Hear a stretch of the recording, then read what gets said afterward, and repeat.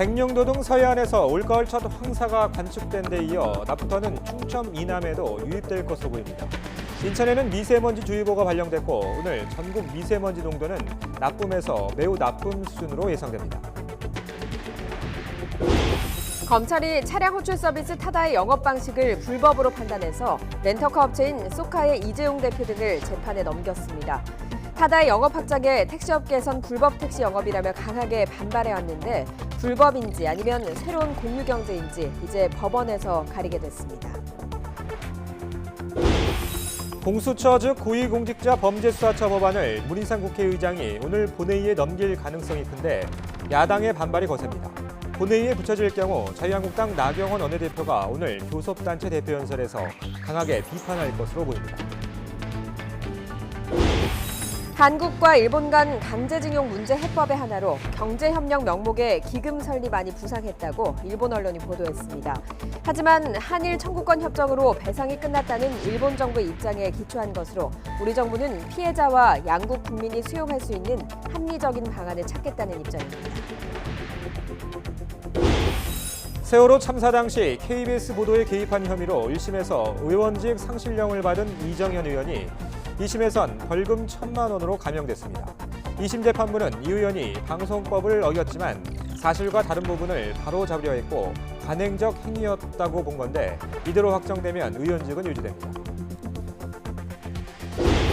이른바 염전노예와 축산노예처럼 지적장애인의 노동력을 착취하는 일이 끊이지 않고 있습니다. 정부가 위험에 노출된 발달장애인을 찾아 학대 근절 대책을 추진하고 있지만 조사가 제대로 이루어지지 않는 등 보완책이 필요한 상황입니다. 굿모닝 YTN 2부 이어갑니다. 올가을 첫 황사가 찾아왔습니다. 황사의 영향으로 서쪽 지역을 중심으로 미세먼지 농도가 높게 치솟았는데요. 자세한 날씨 알아보겠습니다. 권혜인 캐스터. 네, 야외 스튜디오에 나와 있습니다. 자, 오늘 아침 출근길 마스크 챙겨야겠군요. 네, 오늘 나오실 때는 반드시 마스크 챙기셔야겠습니다. 밤사이 중국과 몽골에서 발원한 황사가 우리나라로 유입됐기 때문인데요. 현재 서쪽 지역을 중심으로 미세먼지 농도가 높게 치솟았고요. 서울과 인천, 충남과 전북 지역에는 미세먼지 주의보까지 내려졌습니다. 자세한 미세먼지 상황 살펴보도록 하겠습니다. 현재 서울의 미세먼지 농도는 135 마이크로그램, 인천은 124 마이크로그램까지 치솟았고요. 황사는 점차 남동진하면서 낮부터는 충청 이남 지역에도 영향을 주겠습니다. 이 때문에 오늘 전국의 미세먼지 농도 나쁨에서 매우 나쁨 수준까지 오르겠습니다. 가급적 야외 활동을 자제하시고요. 외출 시에는 반드시 미세먼지용 마스크 착용하시기 바랍니다. 낮 동안 선선하겠습니다. 서울 17도, 대전 18도, 광주는 19도, 대구는 20도로 어제와 비슷하겠습니다. 내일은 서울 아침 기온은 5도까지 뚝 떨어지면서 반짝 추위가 찾아오겠고요. 당분간 뚜렷한 비 소식 없이 일교차 큰 가을 날씨가 이어지겠습니다. 큰 일교차의 황사까지 겹치면서 건강에도 적신호가 켜졌습니다. 외출 후에는 흐르는 물에 손과 발을 깨끗하게 씻어주시고요. 수분 섭취도 충분히 해주시기 바랍니다. 지금까지 상암동 야외 스튜디오에서 YTN 권혜인입니다. 검찰이 차량 호출 서비스 타다의 영업 방식이 불법이라고 판단해 소카 이재용 대표 등을 재판에 넘겼습니다. 결국 타다가 합법이냐 불법이냐는 법원에서 가려지게 됐습니다. 전준형 기자가 보도합니다. 스마트폰을 이용한 새로운 차량 공유 서비스가 출시될 때마다 택시업계는 격렬하게 반발했습니다. 카카오의 카풀 서비스에 이어 렌터카 기반 차량 호출 서비스 타다가 등장했을 때도 마찬가지였습니다. 택시업계는 생존권을 침해당했다며 연이어 대규모 집회를 열었고 일부 기사는 분신 등 극단적 방법으로 항의하기도 했습니다. 결국 지난 2월 택시업계는 타다를 운영하는 VCNC 박재욱 대표와 렌터카 업체인 소카 이재용 대표를 불법 영업이라며 검찰에 고발했습니다. 위탁 업체에 기사를 모집을 하고 배회 영업을 해서 기사에게 월급을 주고 우리 이런 형태가 택시하고 전혀 다를 바가 없고. 이에 대해 소카 이재용 대표는 택시 시장을 빼앗을 생각이 없고 자동차 소유를 줄여 새로운 이동 시장을 만들기 위한 것이라고 강하게 반발했습니다. 고발장 접수 8달 만에 검찰은 소카 이 대표와 VCNC 박 대표를 법인과 함께 여객자동차 운수사업법 위반 혐의로 재판에 넘겼습니다. 타다와 같은 렌터카 기반 차량 호출 서비스가 불법이라고 판단한 겁니다. 검찰은 11승 승합차와 운전기사를 이용해 면허 없이 여객자동차 운송 사업을 운영하고 자동차 대여 사업자로서 법률상 허용되지 않는 유상 여객 운송을 했다고 밝혔습니다. 특히 타다와 동일한 방식으로 사업하는 업체가 있다면 같은 혐의로 처벌이 가능할 걸로 본다고 밝혀 불법 영업 행태라는 점을 분명히 했습니다. 타다를 둘러싼 사회적 논란 끝에 검찰이 업체와 대표를 재판에 넘기면서 택시 영업권을 침해한 불법인지 새로운 방식의 공유경제인지 판단은 법원에서 가려지게 됐습니다. YTN 전준영입니다.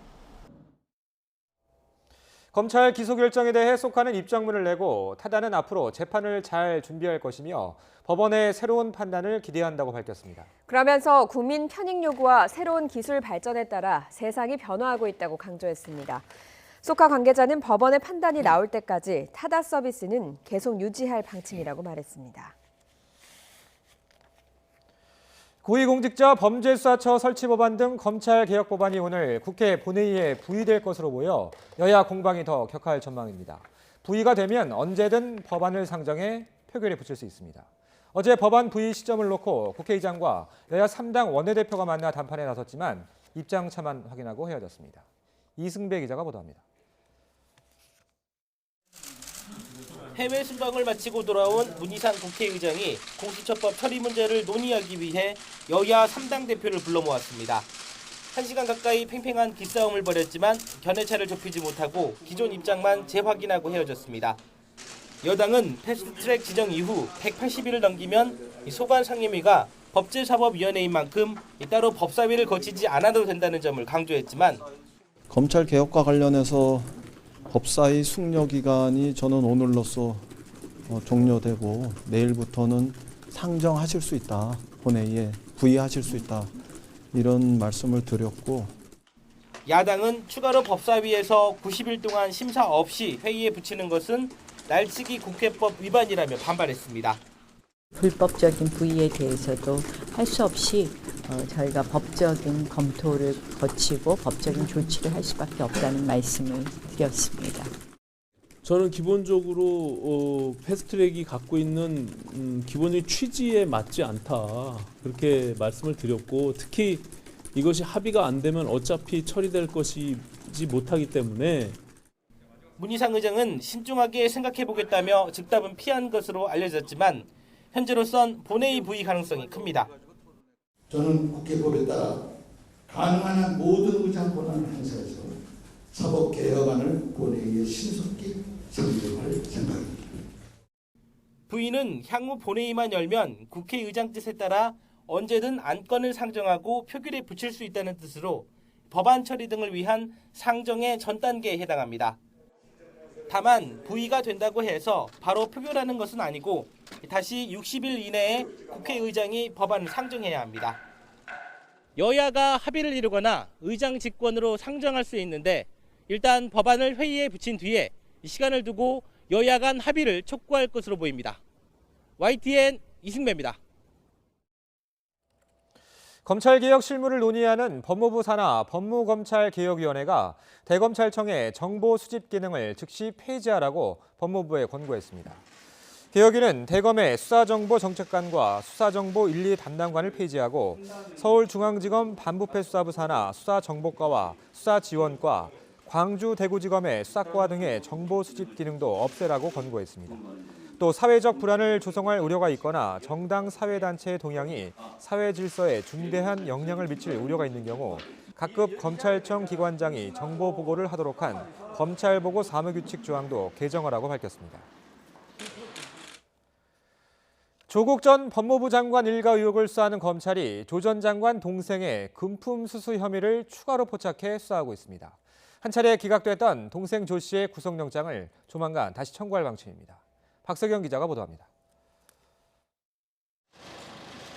검찰은 지난주 접수된 조국 전 장관 동생 조모 씨의 금품 수수 의혹 관련 추가 고소 사건도 수사하고 있습니다. 사실관계를 파악하기 위해 최근 관련 참고인 등을 불러 조사했다고 검찰은 밝혔습니다. 돈을 받고 웅동중학교 교사를 채용한 혐의와 무관한 사건으로 다른 사업 관계자를 속여 돈을 받아낸 알선수재 혐의로 알려졌습니다. 앞서 검찰은 조 씨가 지난 2015년 부산의 한 건설업체에 대출을 알선해주겠다며 7천만 원을 받았다는 의혹도 조사했습니다. 이와 관련해 조 씨 측은 채권 채무 계약을 통해 이뤄진 일이라며 문제가 없다고 주장했습니다. 조 씨는 구속영장 재청구에 대비하기 위해 서울에 머무르다가 현재 부산에 돌아가 다시 입원했고 검찰 측 요청에 따라 의무기록 열람 동의서에 서명한 상태입니다. 검찰은 조 씨의 건강 상태를 지켜보며 추가로 확인된 혐의에 대한 사실 여부를 더 조사한 뒤 구속영장을 다시 청구할 방침입니다. 앞서 검찰은 구속된 전경심 교수를 2차례 소환 조사하며 입시 비리와 증거인멸 관련 의혹을 집중 추궁했습니다. 이런 가운데 검찰 소환 전망이 나오는 조 전 장관은 두 번째 구치소를 찾아 정 교수를 면회한 것으로 확인됐습니다. 조 전 장관은 구속 직후인 지난 24일도 정 교수를 찾아 10여 분간 접견하며 건강 상태를 살핀 것으로 알려졌습니다. 조 전 장관은 정 교수의 여러 혐의에 직간접적으로 연루돼 있습니다. 하지만 검찰은 가족이라는 점 등 여러 사항을 고려해 법원에 접견 금지 신청은 하지 않았다고 설명했습니다. YTN 박서경입니다. 정부가 금강산 관광지구의 남측 시설 철거를 요구한 북한에 남북 당국 간 실무회담을 제안했습니다. 통일부 이상민 대변인은 어제 정례브리핑에서 정부와 현대아산은 북측이 제기한 문제를 포함해서 금강산 관광 문제 협의를 위한 당국 간 실무회담 개최를 제의했다고 밝혔습니다. 통지문은 어제 오전 남북 공동연락사무소를 통해 북측 조선아시아태평양 평화위원회와 금강산 국제관광국 앞으로 각각 전달됐다고 덧붙였습니다. 북측에 보낸 현대아산의 통지문에는 금강산 관광의 새로운 발전 방향을 협의하자라는 내용이 담겨 있습니다. 통일부는 정부가 마련하겠다고 한 창의적 해법과 관련이 있다고 설명했는데요. 개별 관광 재개가 유력하게 거론되고 있습니다. 임성호 기자입니다. 북측의 실무회담을 제안하며 우리 정부가 주목한 금강산의 공간적 기능은 크게 3가지입니다. 관광 자원이자 이산가족 만남의 장이고 사회 문화 교류의 장이라는 겁니다. 이 같은 특징이 정부가 마련할 창의적 해법의 근간이라고 설명했습니다. 창의적 해법이라는 것도 이러한 3가지 어떤 기능적 공간을 종합적으로 고려하면서 출발할 수 있다라고 그렇게 보고, 이와 관련해 최근 정부 내에서 자주 거론되는 게 금강산 개별 관광입니다. 기본적으로 개인 관광은 안보리 제재의 대상이 아니기 때문에 우리 통일부 차원에서 그것을 허락할 것인지 안 허락할 것인지의 문제이고, 절차적으로 당국 간 합의 등을 통한 신변 안전 보장, 그리고 정부의 방북 승인을 거쳐서 이제 가능하다는 점, 그것이 정부의 입장이라는 점을 말씀을 드리고요. 관광객들의 개별적인 숙식비 지출은 뭉칫돈, 이른바 벌크 캐시의 북한 유입을 금한 대북 제재에도 저촉되지 않을 거란 해석도 나옵니다. 또 개별 관광 재개와 연계해 이산가족 상봉과 남북 민간 교류 행사 장소로 금강산을 활용하는 방안도 거론되고 있습니다. 하지만 넘어야 할 산도 만만치 않습니다. 우선 금강산 관광 중단을 야기한 박왕자 씨 피살 사건에 대한 북한의 사과와 재발 방지 약속, 관광객 안전보장 대책 마련이 선결 과제입니다. 또 낡은 금강산 시설 개보수도 필수인데 이를 위한 장비나 물자 반입이 대북 제재에 저촉될 우려가 있어서 미국이나 국제사회의 양해가 우선이라는 지적도 나옵니다. 현실적으로 어려울 것으로 여겨졌던 상황에서 정부가 개별 관광과 창의적 해법을 강조한 만큼 남북관계의 또 다른 해법이 될지 관심이 쏠리고 있습니다. YTN 임성호입니다. 6.15 공동선언 실천 남측위원회 등 시민사회단체가 조직한 2019 UN 시민평화대표단은 미국에 대해서 대북 적대 정책을 중단하고 신뢰관계를 구축해 북미 관계를 정상화해야 한다고 촉구했습니다. 대표단은 현지 시간 28일 미국 워싱턴 DC 백악관 앞 라파에트 광장에서 기자회견을 열고 북미는 지난해 싱가포르 공동선언을 통해 적대 관계를 끝내고 한반도 평화체제를 구축하자고 약속했지만 지금까지 이행되지 않고 있다며 이같이 밝혔습니다. 대표단은 트럼프 대통령이 서명한 싱가포르 공동선언의 전면적 이행, 미국이 주도하는 한미연합군사연습 즉각 중단, 대북제재 즉각 중단, 미 정부가 남북관계 발전을 간섭하고 방해하는 행위 즉각 중단 등 4개 요구사항의 이행을 미국에 촉구했습니다. 한국과 일본 정부는 강제징용 문제를 풀기 위한 아직 뚜렷한 방안을 내놓지 못하고 있습니다. 일본 언론에서 경제협력 명목의 기금 설립안이 해법으로 제시됐다고 보도했는데요. 우리 정부는 이 안을 부인했습니다. 김상우 기자입니다. 安倍総理から韓国の政治指導者に対して直接我が国の明確かつ一貫した立場をしっかりと伝えたことは一定の意味があったと思います。 국가 간 약속을 깬 것은 한국이다. 그러므로 한국이 책임을 지고 일본이 수용 가능한 강제징용 해법을 먼저 내놓아야 한다. 아베 정권은 줄곧 이렇게 압박해왔습니다. 한일 갈등 타개를 위해 한국 정부와 기업이 경제협력 명목의 기금을 창설하고 일본 기업이 참가하는 방안의 초안을 마련했다고 교도통신이 보도했습니다. 그러면서 경제협력기금 설립을 위한 초안을 일본 측 관계자가 마련했다고 복수의 한일 관계 소식통을 인용해 전했습니다. 이어 이 안의 핵심은 강제징용 피해자에 대한 보상 성격이 아니라 한국과 일본이 상호 경제 발전을 목적으로 자금을 준비하는 것이라고 덧붙였습니다. 이 안에 따르면 1965년 한일 청구권 협정에서 배상 문제가 해결이 끝났다는 일본 정부의 입장을 유지하고 일본 정부는 기금에 돈을 내지 않습니다. 그동안 한국 정부의 방안을 제시하라고 줄곧 요청했던 일본 정부가 갈등 해결책 모색에 적극적이라는 점이 눈에 띕니다. 우리 외교부는 이 보도를 부인했습니다. 사법부 판단을 존중하면서 징용 피해자와 양국 국민이 수용할 수 있는 합리적 방안을 찾겠다는 것이 외교부의 입장입니다. 사실상의 배상을 얻고자 하는 한국과 배상 책임을 인정하지 않으려는 일본. 입장 차이가 크지만 양국 모두 돌파구 마련을 원하고 있고 특히 이전과 달리 소통이 이루어지고 있다는 점에서 출구찾기 접근법의 변화 여부가 주목됩니다. YTN 김상호입니다. 미국 최초로 평화의 소녀상이 설치된 로스앤젤레스의 소도시 글렌데일의 프랭크 퀸테로 전 시장이 LA 주재 일본 총영사로부터 소녀상을 철거하라는 압박을 받았다고 밝혔습니다. 퀸테로 전 시장은 올해 부임한 아키라 무토 일본 총영사가 자신의 임무는 글렌데일 소녀상 철거뿐이라고 말했고 글렌데일 시의원들에게도 이런 주장을 펴며 압박을 가했다고 말했습니다.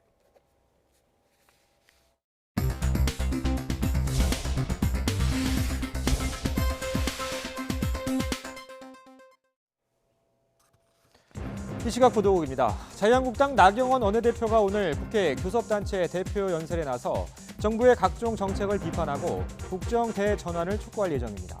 나 원내대표는 패스트트랙으로 지정된 사법개혁 법안과 선거법 개정안에 대해 관련 절차도 불법이고 내용도 위헌이라면서 절대 받아들일 수 없다고 강조할 것으로 보입니다. 오늘부터 자율주행 버스가 세종시에서 시범 운행을 시작합니다. 국토교통부는 오늘 세종시와 함께 시민을 대상으로 레벨 3 수준으로 개발된 자율주행 버스 시승 행사를 연다고 밝혔습니다. 레벨 3는 맑은 날씨 등 제한적인 조건에서 자율주행이 가능하지만 운전자는 여전히 필요한 수준입니다. 법무부가 피의자 등 사건 관계인이 공인일 경우 예외적으로 실명 공개를 허용하기로 했습니다. 법무부는 최근 형사사건 공개 금지 등에 관한 규정 수정안을 대검찰청에 보내 의견 조회 절차에 들어갔는데 언론에 실명이 이미 공개돼 대중에게 널리 알려진 경우나 사건 관계인이 공적 인물인 경우 예외적 실명 공개 대상에 해당합니다. 방탄소년단이 오늘 저녁 콘서트를 끝으로 지난 6개월 동안의 스타디움 투어 대장정을 마무리합니다. 미국과 브라질, 영국, 프랑스 등 7개국 20개 도시에서 진행한 스타디움 공연에 모두 102만 명 정도가 다녀갔고 매출액 역시 2천억 원을 육박하는 것으로 추산되고 있습니다. 이 시각 보도국이었습니다.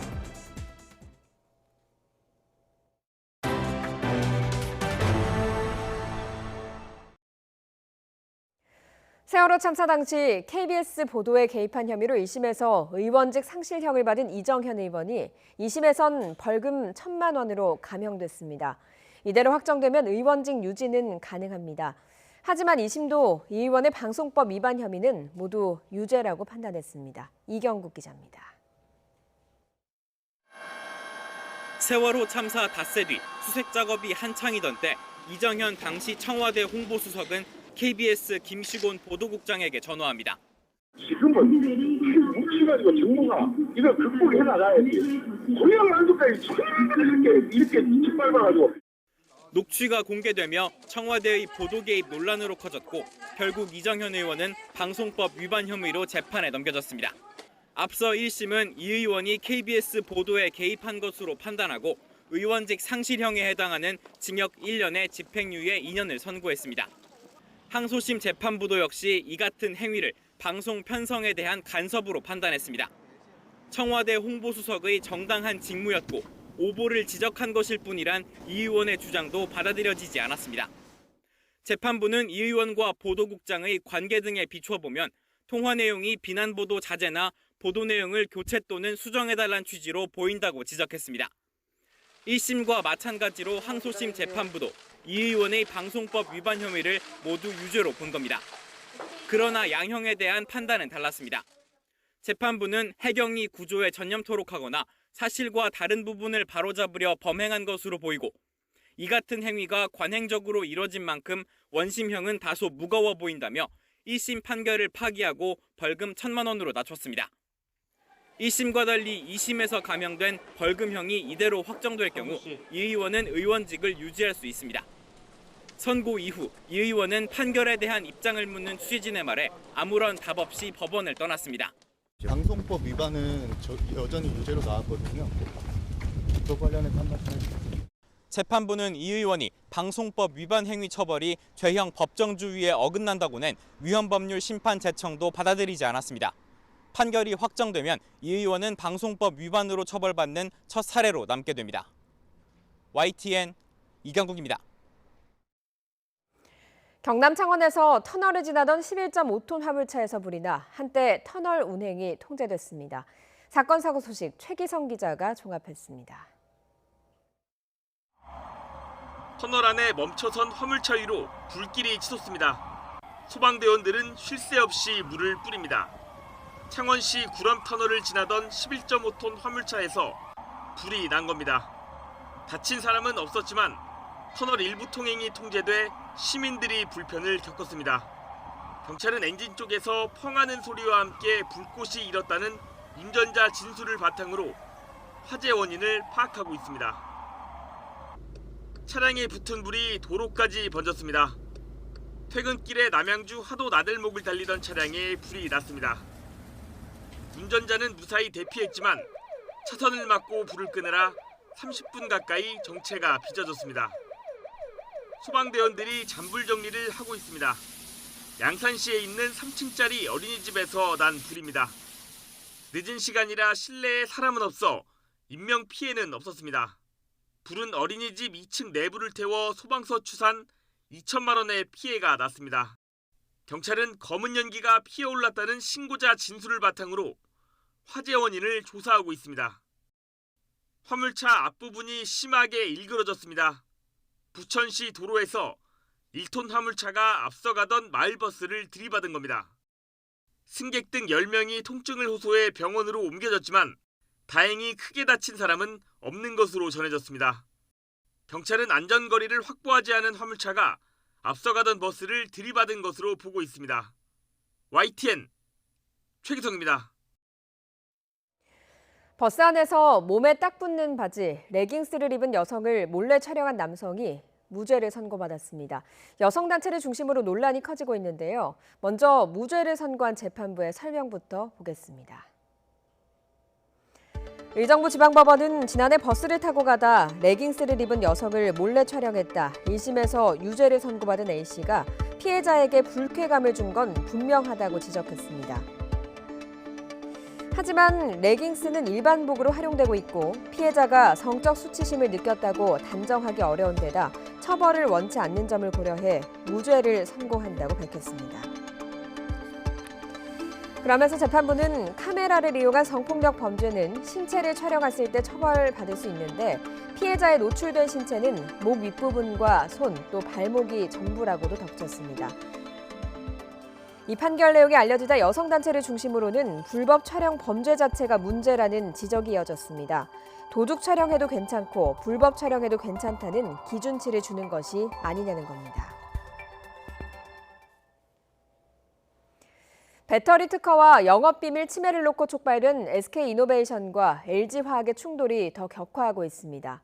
이번에는 5년 전에 작성한 합의서가 문제가 됐습니다. 이지은 기자의 보도입니다. SK이노베이션이 전격 공개한 합의서입니다. 배터리 분리막 특허를 놓고 싸우던 두 회사가 지난 2014년 10월에 작성한 것으로 대상 특허와 관련해 국내외에서 쟁송을 하지 않기로 한다와 함께 10년간 유효하다는 내용이 적혀 있습니다. SK이노베이션은 LG화학이 이때의 약속을 깨고 같은 특허에 대해 미국에서 소송을 제기했다고 주장하고 있습니다. 또 그동안 LG의 대국민 신뢰를 감안해 밝히지 않았던 내용을 공개하게 됐다고 설명했습니다. SK이노베이션에서는 그 특허가 합의에 쓰였던 그 특허라고 이야기를 하고 있는데 LG에서는 다른 특허라고 주장을 하고 있습니다. 그래서 SK이노베이션에서는 부득이 그 합의서를 공개를 할 수밖에 없었습니다. 합의서 공개에 대해 LG화학은 강한 유감을 표명했습니다. LG화학은 당시 두 회사가 합의한 대상은 한국 특허이고 이에 대응하는 해외 특허까지 포함한다는 문구는 어디에도 없다고 반박했습니다. 이어 한국 특허와 미국 특허는 별개라면서 합의서에 있는 국외에서라는 문구는 해당 한국 특허 관련 소송을 외국에서 하지 않는다는 걸 뜻한다고 강조했습니다. 또 SK이노베이션이 합의서 내용을 자신들에게 유리하도록 억지 주장하며 여러 차례 언론 플레이를 하고 있다고 목소리를 높였습니다. 지난 4월 인력 빼가기를 통해 영업비밀을 침해했다며 LG화학이 SK이노베이션을 제소하면서 시작된 배터리 전쟁이 시간이 지날수록 확전 양상을 보이면서 갈등의 골이 더 깊어지고 있습니다. YTN 이진입니다. 이른바 염전노예와 축사노예처럼 지적장애인의 노동력을 착취하는 일이 끊이질 않고 있습니다. 정부가 위험에 노출된 발달장애인을 찾아 학대를 근절하기 위한 대책을 추진하고 있지만 아직 가야 할 길은 멀어 보입니다. 이상곤 기자입니다. 충남에서 종이상자를 생산하는 공장입니다. 지적장애 상급인 A씨는 이곳에서 15년 넘게 배달 보조일을 해왔습니다. 그런데 A씨의 친척이 A씨가 임금 등을 받지 못한 채 노동력을 착취당하고 있다며 노동부에 진정을 제기했습니다. 대전지방노동청 보령지청은 진정을 접수하고 미지급 임금이 얼마나 되는지를 2달 가까이 조사하고 있습니다. 학대와 감금은 없었지만 임금 지급은 다른 직원들과 차이가 있었던 것으로 확인됐습니다. 해당 업주는 5년 전 A씨 가족이 급여를 모아달라고 부탁했지만 회사 사정이 어려워져 돈을 모아두지 못했다고 말했습니다. 또 A씨가 돈이 필요할 때마다 현금을 지급했고 사업장이 매각되면 급여에 은행이자를 더해 A씨에게 지급할 계획이라고 해명했습니다.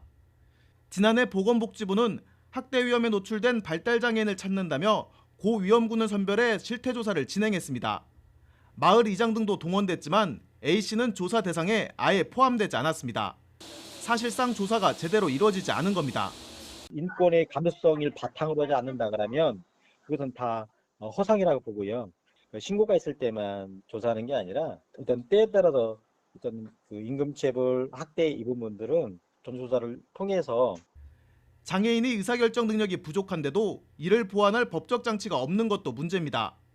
임금 체납이 확인됐더라도 장애인이 처벌을 원치 않으면 반의사 불벌죄로 처벌할 수 없기 때문입니다. 이렇다 보니 장애인 인권에 대한 교육의 필요성만 강조되고 있습니다.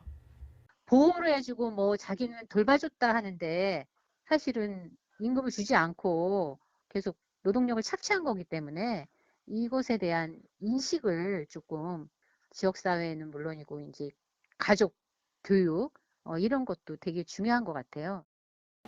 지난해 접수된 장애인 학대 의심 신고는 1,800여 건, 이 중 절반 정도가 학대로 인정됐습니다. 장애인 학대 피해를 줄이기 위한 노력이 이어지고 있지만 아직 완전히 뿌리 뽑기에는 충분치 않아 보입니다. YTN 이상곤입니다. 경력 단절 여성 비율이 전국에서 가장 높은 곳이 세종시라고 합니다.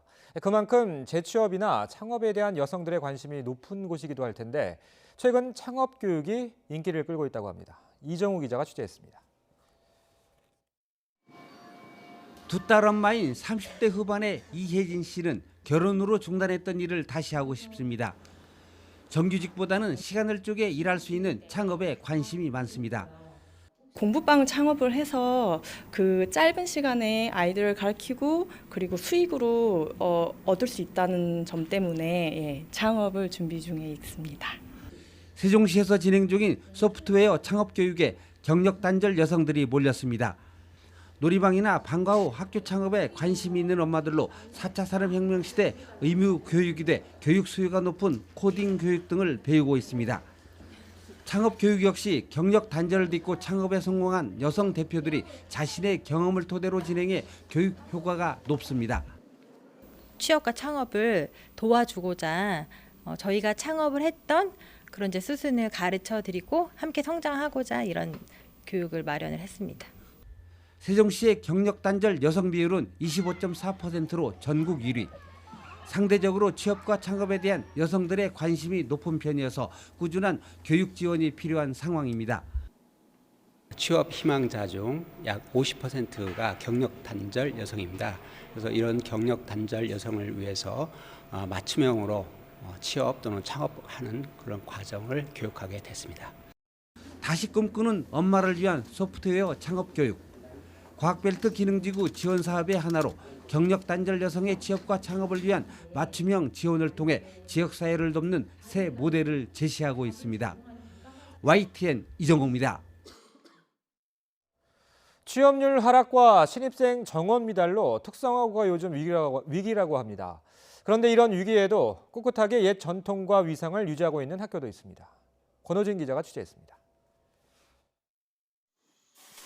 취업률 하락의 영향으로 올해 서울 지역 특성화고 70곳 가운데 38곳이 신입생을 채우지 못하는 등 정원 미달학교는 매년 증가세입니다. 하지만 전통의 공업고등학교는 나름 그 위상을 지켜나가고 있습니다. 120년과 114년 역사의 서울공고와 용산공고를 비롯해 성동공고, 한양공고 등으로 이들 학교의 최근 5년간 신입생 충원율은 100%입니다. 서울공고는 취업률은 예년만 못하지만 삼성전자와 현대중공업 등 대기업과 독일의 벤츠, BMW 등 외국계 기업 취업 증가가 강점입니다. 이런 성과에 학생들의 자부심이 대단합니다. 오래전부터 여러 공기업이나 대기업, 공무원들을 배출하고 있는데 거기에 되게 큰 자부심을 느끼고 있는 것 같아요. 이제 저희가 취업을 하잖아요. 이제 취업한 데에서 꾸준히 오래오래 이제 잘할 수 있도록 열심히 하려고 하고 있습니다. 양질의 일자리 진출은 세계 기능올림픽 금메달리스트 2명을 배출한 기능반 육성과 취업 맞춤형 프로그램 운영 등이 큰 역할을 했습니다. 취업 맞춤반 운영과 방과 후 교육활동 그리고 산학 도제 일체형 도제학교 운영을 통해서 취업을 원하는 모든 학생들의 취업을 지원하고 있고요. 올해 졸업생의 63%를 취업시킨 성동공고는 국제화 교육 사업을 통한 해외 진출과 자격증을 따면 장학금을 주는 제도로 취업률을 높이고 있습니다. 전통의 공고들은 또 대학 진학자 증가를 고려해 선취업, 후학습 프로그램을 권유하는 한편 현장 실습 참여 기업 확대에도 힘을 쏟고 있습니다. YTN 근호진입니다. 대표적인 가을꽃이 국화인데요. 경남 창원으로 통합된 옛 마사는 국화의 고장으로 유명한데 국화 축제가 열리고 있습니다. 박종혁 기자가 다녀왔습니다. 마산만이 내려다 보이는 곳에 마련된 축제장. 입구에 들어서니 거대한 국화송이 같은 대형 국화 작품이 눈길을 끕니다. 꽃망울이 모두 1,535개인데 모두 한 줄기에서 뻗어나왔습니다. 이른바 다륜대작이라 불리는 작품입니다. 축제장 곳곳에서 이순신 장군과 저도 연육교 등 다양한 주제의 국화 작품을 만날 수가 있습니다. 종류도 소국, 대국, 현해국 등 350여 품종으로 다양합니다. 이렇게 축제장과 인근 도로와 도심 등에 깔린 국화만 13만여 본입니다. 국화축제에 이제 항상 가족끼리 오다가 이번에는 남자친구랑 오게 돼가지고 훨씬 더 재밌고 꽃 같은 것도 더 예뻐 보이고 훨씬 좋은 것 같아요. 올해에는 돼지섬으로 불리는 도섬에서도 국화 작품을 선보입니다. 청명한 가을 하늘 아래 선선한 바람을 맞으며 배를 타고 섬으로 가 국화길을 걸으면 가을 감성에 젖어들기에 제격입니다. 마산의 명물 도섬에도 국화를 전시를 했습니다. 그래서 축제의 장이 주 전시장 외에 바다 건너 우리 도섬 그리고 원도시민 오동동과 창동 모두를 즐길 수 있도록 그렇게 아주 잘 전시되어 또 창원의 역사를 표현한 유등을 바다에 띄워 가을밤의 정취를 더했습니다. 올해로 19번째를 맞은 마산 국화축제는 다음 달 10일까지 국화의 향연을 선사합니다. YTN 박종혁입니다. 정부가 4차 산업혁명의 핵심 기술인 인공지능을 국가 차원의 전략산업으로 키우기 위해서 본격적으로 나서고 있습니다. 최기영 과학기술정보통신부 장관이 YTN에 출연해 국민이 인공지능을 잘 활용할 수 있도록 교육 혁신을 지원하겠다고 밝혔습니다. 이혜리 기자입니다. 자타공인 인공지능 전문가로 손꼽히는 최기영 과학기술정보통신부 장관은 취임 후 언론과의 첫 공식 인터뷰에서 우선 인공지능 산업의 무한한 잠재력을 강조했습니다. 산업화가 되면 굉장히 많은 투자도 일어날 거고 인재가 몰리고 고성장 산업이 될 것입니다. 그래서 경제 전반의 혁신을 이끄는 그런 주요 동력이 될 것이고요. 올해 안으로 마련될 인공지능 국가 전략에는 국민 누구나 인공지능을 잘 활용할 수 있도록 교육 과정을 혁신하는 내용을 담겠다고 밝혔습니다. 세계에서 인공지능을 가장 잘 활용하는 국민이 될 수 있도록 초중등 교육 그리고 대학 교육의 혁신을 지원을 하려고 하고 있고요. 그러면서 제조나 의료 등 각 분야에서 인공지능을 전면적으로 활용해 고부가 가치 산업으로 혁신할 수 있도록 하겠다고 힘주어 말했습니다. 인공지능 분야 세계 1위인 미국과는 2년 정도의 기술 격차가 있지만 세계 최고 수준의 반도체와 제조업 경쟁력 등을 바탕으로 하면 기술 격차를 줄여나갈 수 있을 것이라고 자신감을 내비쳤습니다.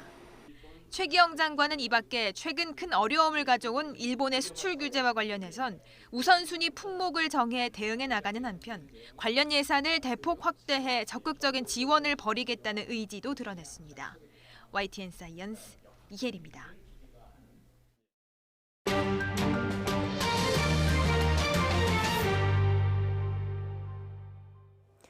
시신이 수장된 것으로 전해진 이슬람 급진 무장 세력 IS의 수장 아부 바크르 알 바그다디가 미군의 특수작전에 최후를 맞는 장면이 공개될지 관심입니다. 마크 밀리 미국 합참의장은 기자회견에서 알 바그다디의 최후 순간을 담은 영상을 갖고 있느냐는 질문에 사진과 영상을 갖고 있다며 지금 공개할 준비는 돼 있지 않다고 답했습니다. 밀리 의장은 기밀 해제 과정을 거치고 있다면서 며칠 안에 중부사령부가 브리핑할 것이고 일부 영상과 사진 등을 제공받게 될 거라고 설명했습니다. 트럼프 미국 대통령이 중국과 진행 중인 무역 협상의 1단계 합의에 대해서 예정보다 앞서서 체결할 수 있다고 전망했습니다. 하지만 곳곳에 불씨는 남아 있습니다. 워싱턴 강태욱 특파원의 보도입니다. 트럼프 대통령이 중국과의 무역 협상이 예정보다 앞서 이뤄질 수 있다고 말했습니다. 그러면서 1단계라고 부를 것이지만 매우 큰 부분이라고 강조했습니다. 구체적으로는 농민들을 돌보는 것과 금융 부문의 많은 요구를 처리하는 것이라고 설명했습니다.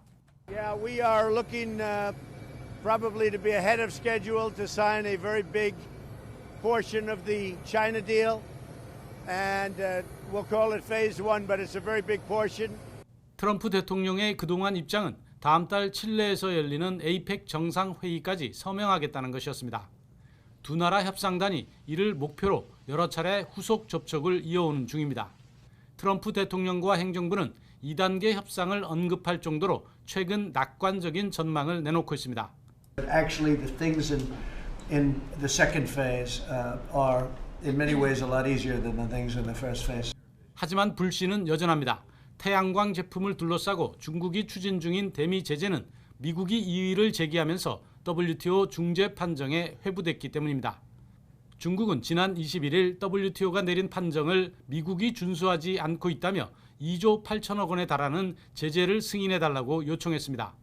미국이 중국의 제재 금액 수준에 다시 이의를 제기하면서 재판에 넘겨진 것입니다.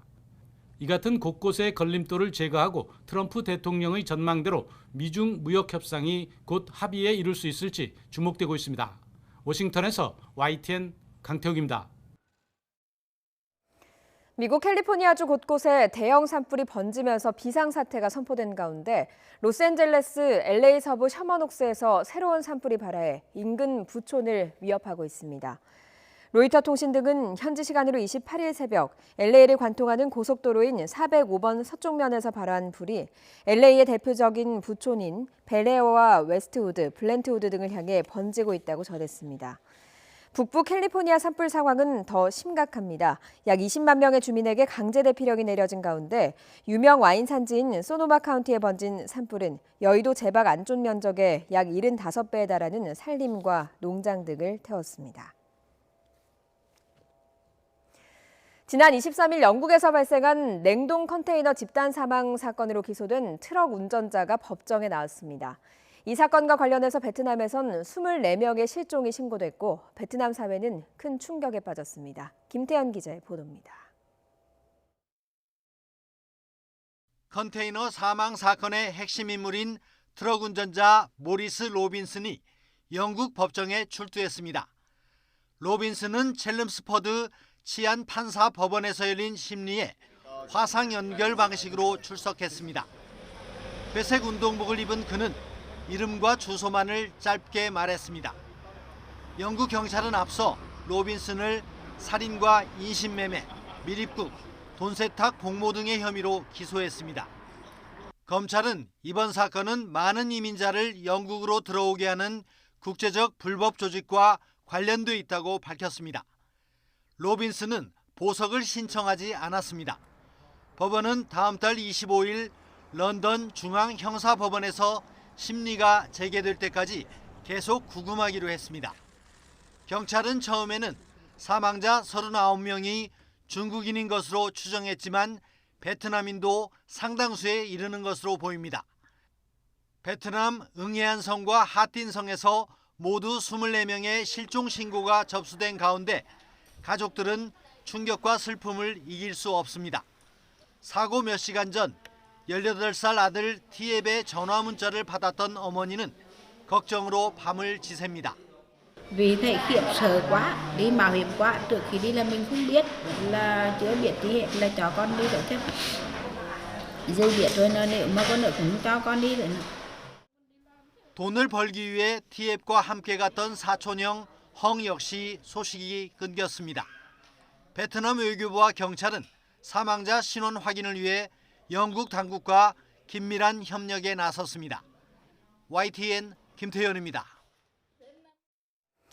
영국의 유럽연합 EU 탈퇴, 즉 브렉시트가 교착 상태에 빠진 것을 타개하기 위해서 보리스 존슨 영국 총리가 내놓은 조기 총선 동의안이 또다시 하원의 벽에 가로막혔습니다. 영국 하원은 현지 시간으로 28일 고정임기 의회법을 토대로 존슨 총리가 상정한 조기 총선 동의안에 대한 표결을 실시했습니다.